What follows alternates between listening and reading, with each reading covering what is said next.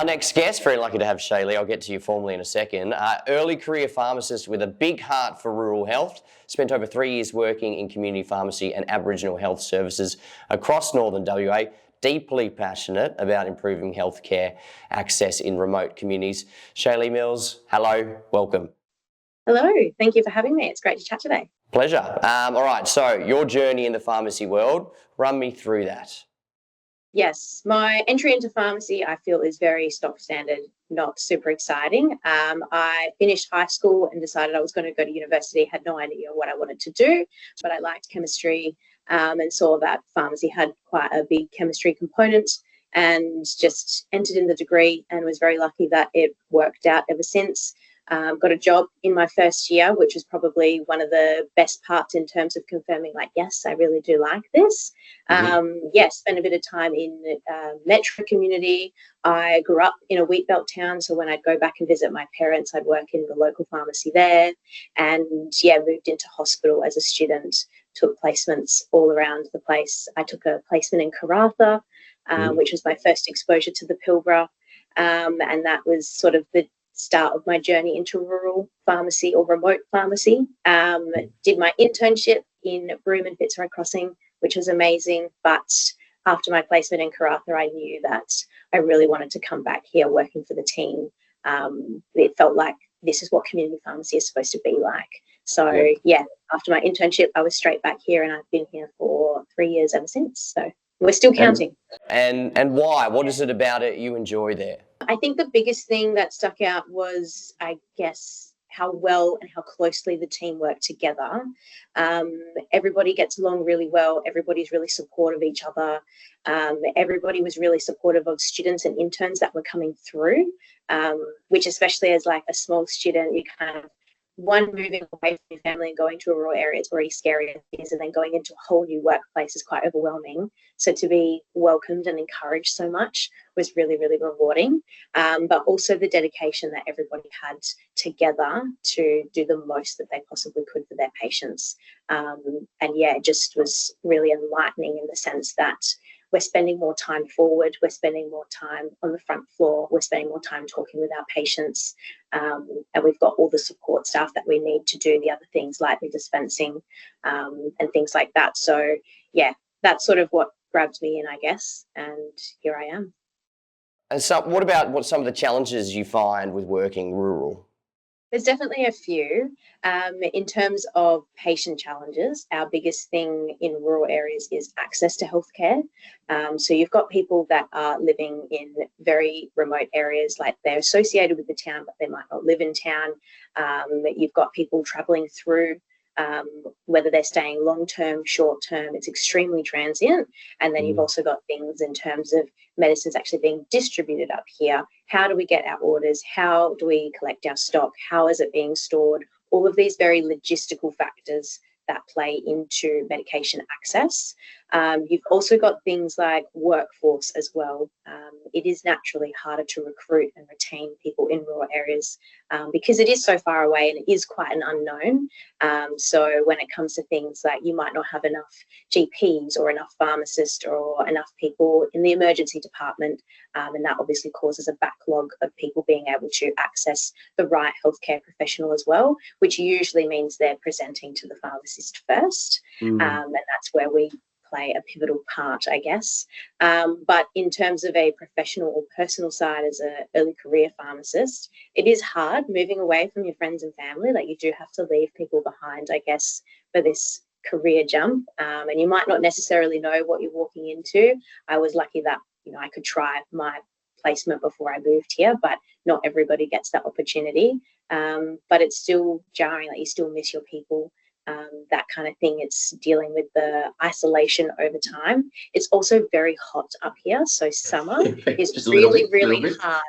Summer's really hard because the ocean is also really hot. So it's not like you can just go in for a swim or something like that.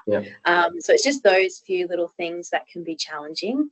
Those are the main things that stick out for me.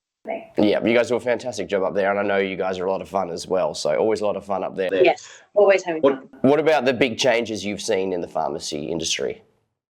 I mean, there's been a lot. I've only been fully registered for 3 years, but there's been quite a lot of change in that time. I guess my journey started right when all the COVID vaccinations were coming out. So that was the first major change, is that we're seeing a pivotal point where pharmacists were able to contribute to extra services and health promotion, health provision through providing things like COVID vaccines. I think pharmacists were one of the key providers and key players in vaccinating like a very large percentage of the Australian population. And I guess that has been able to facilitate the way that the healthcare system views pharmacists in a primary care setting. So now we're seeing expanded scope of practice through things like prescribing with your urinary tract infections, your oral contraceptive resupply, and now we've got the first cohort coming through, going back to university to do a bit more of an expanded prescribing training, which is really exciting. And that's really going to build on patient access to healthcare, basically. But I also think there's a lot of change in terms of how we perceive pharmacy careers. I think there's a lot more conversation around diversity of careers. We can do so many things. It's not just your stock standard traditional community or hospital pharmacy. There's so many different pathways out there now. There's pharmacists that are working remotely, working from home, through industry. Maybe you're traveling around, working in multidisciplinary teams. You can have hybrid roles. You could do community one day, hospital the next. So I think that's a big change in our industry as well. Yeah, absolutely. And you touched on it, but scope of practice, how do you see that improving the lives of patients? Well, yeah, particularly from our perspective, it's just the pure healthcare access to information, access to more medications, access to treatments where previously they might need a doctor being able to assist with those, when we know that pharmacists can also help aid and lighten the workload, I guess, on other areas of the health system, so that patients can come in and go out being able to access those certain things. So yeah, it's basically to help. I see it as like everybody helping each other, really. There's so many areas where different parts of our health system are completely overwhelmed. And if we all work together, utilising all of our skills, we can kind of lift that a little bit more so patients can actually see and get the help that they need, rather than having to wait weeks at a time to be able to do so. So, yeah. Yeah, love it. And for people working early in their careers, do these changes bring any new opportunities? Yeah, absolutely. I mean, it's very exciting. I think a lot of us definitely didn't think that we'd be going back to university. That's a bit of a shock to the system. We thought we just made it out. But yeah, I think it will definitely open opportunities in terms of what we can do and our role, particularly in community pharmacy, because that's where things like expanded prescribing is rolling out first. So the role that we have to play, how we act as pharmacists basically, and what we do day to day is going to shift from the traditional styles that we know. But within that, I think it will really help change the perception around what pharmacists can do, which usually means that we like to think of as wherever medicines are, pharmacists should be. And so we may see that pharmacists are moving into other areas where medicines are as well. So it means that there's more potential for us to be doing different things in the future than what we already know. So, yeah. So you're a preceptor. What do the intern students find most challenging? Yeah, so I think there's two separate things, one for students, one for interns. So in the perspective of students, they're learning so much on the go at university, and then they're coming into a new workplace and they're then trying to learn how to apply that knowledge, which can be very difficult.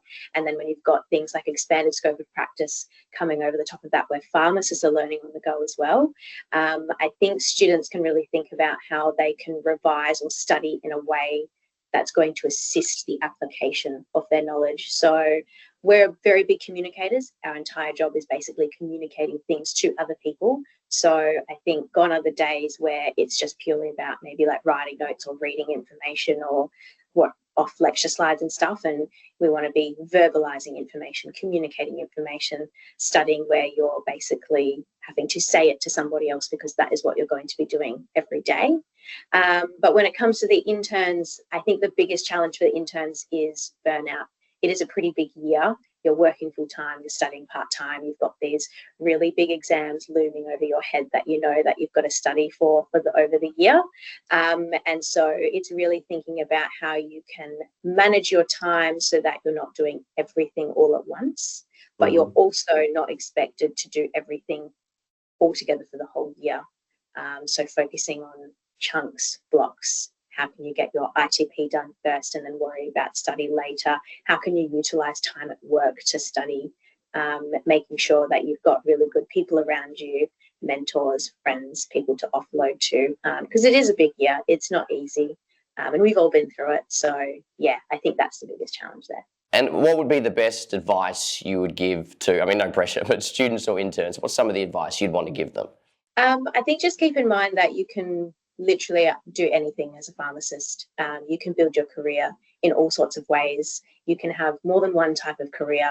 You can move in and out of anything. It's extremely flexible. So just always keep that in your back of your mind if you're thinking that maybe you're not enjoying as much what you're doing, or you're needing something different or more variability. You actually can have that, and we have that at the palm of our hands. We just have to act on it. So yeah.